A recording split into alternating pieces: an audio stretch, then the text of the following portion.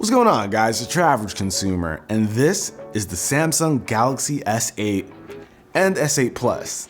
Now, these phones were just announced today at Samsung's Unpacked event, and I was actually able to go to that event and get some hands-on time with them myself. But if you guys want to see a giveaway of each of these phones, be sure to give this video a thumbs up and subscribe to the channel so that you know when that video is happening. But now let's jump into these phones and see what's new compared to the last generation. First thing you'll notice is that Samsung is trying to kill all the bezels, and I love it. Unlike with previous Galaxy Edge phones where I personally feel like Samsung took away too much off the sides, these have the right amount, and I think it looks better and it feels a lot more comfortable to use.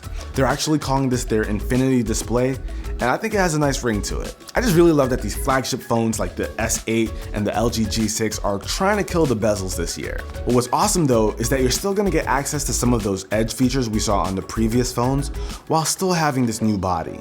Now, they really did shrink down the bezels on the top and bottom of the phone, which kind of led to them getting rid of the physical home button. But the bottom of the screen is actually now a pressure-sensitive home button.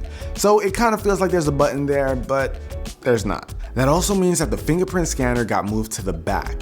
Now, I'm not too thrilled about this because it's right next to the camera, which could lead to fingerprints on your lens, which could potentially mess up some photos or at least add an extra step of you having to clean off your lens before you take the shot. But this is undeniably a beautiful phone, and I like the direction Samsung is going here.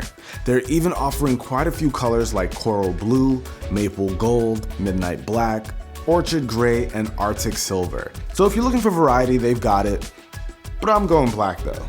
Now, what's crazy is that the smaller S8 has a 5.8-inch display and the S8 Plus is 6.2 inches. That's a lot of screen on a small body.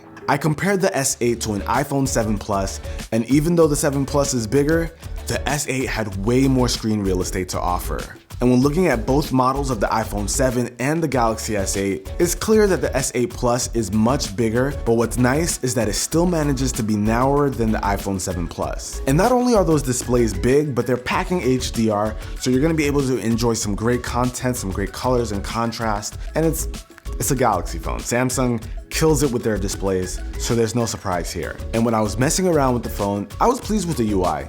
It seems super clean and snappy, but of course, this is one of those things that time will tell if it's actually legit. So far, I like what I see, and I'm really glad Samsung is taking a step back when it comes to those skins. Now, you have your typical power button on the right, volume buttons on the left, but under that, you'll also find the Bixby button. When you press this button, it'll launch Bixby, Samsung's new smart AI.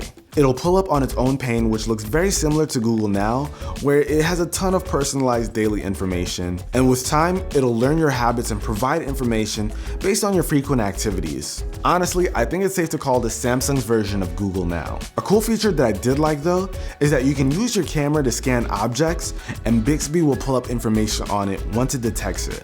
Overall, Bixby looks cool. Honestly, it's nothing really too new here, but if you're looking for options outside of Google Now, hey, at least you got it. I will say though, I hope we can map that button to another feature or application in case we don't want to use Bixby. Now, speaking of cameras, the front-facing camera was upgraded to an 8-megapixel shooter with autofocus. So that is awesome for people who want to take selfies. It can detect your face, get you a good shot in, but I didn't hear about any real significant changes to the rear camera. But hey, if it performs like last year's model, I am not gonna complain. That camera's a beast. Now, something new to the Galaxy line is Samsung DeX. By simply placing the S8 into the additional Flex dock, you can turn it into a desktop PC. Now, this is of course running Android, but it still feels and looks like a traditional desktop, and based on the presentation and what I saw in person, it looks like you're still gonna be able to do things like web browse, answer emails, and even work on some presentations with no problem, just the way we're used to. But what's cool is that even in this mode, you're still able to access those Android applications. The dock comes with 2 USB ports, an Ethernet port, HDMI port, and a USB-C port, but that's used for charging.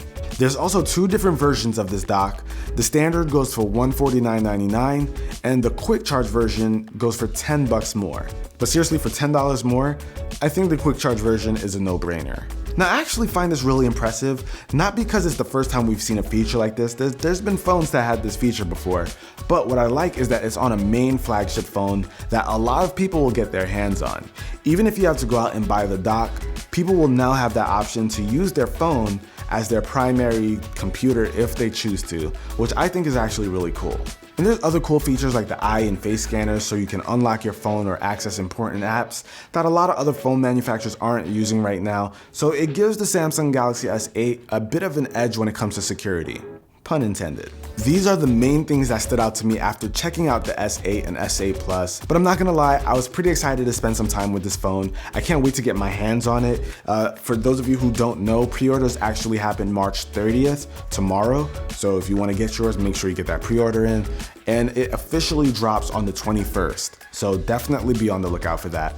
But that about wraps it up for this video, guys. Hopefully you enjoyed it. If you did, be the cool guy or girl that gives it a thumbs up, and make sure you're subscribed so you know when I'm gonna do that giveaway. But I'll catch you guys in the next one. Till then, it's your average consumer. Peace.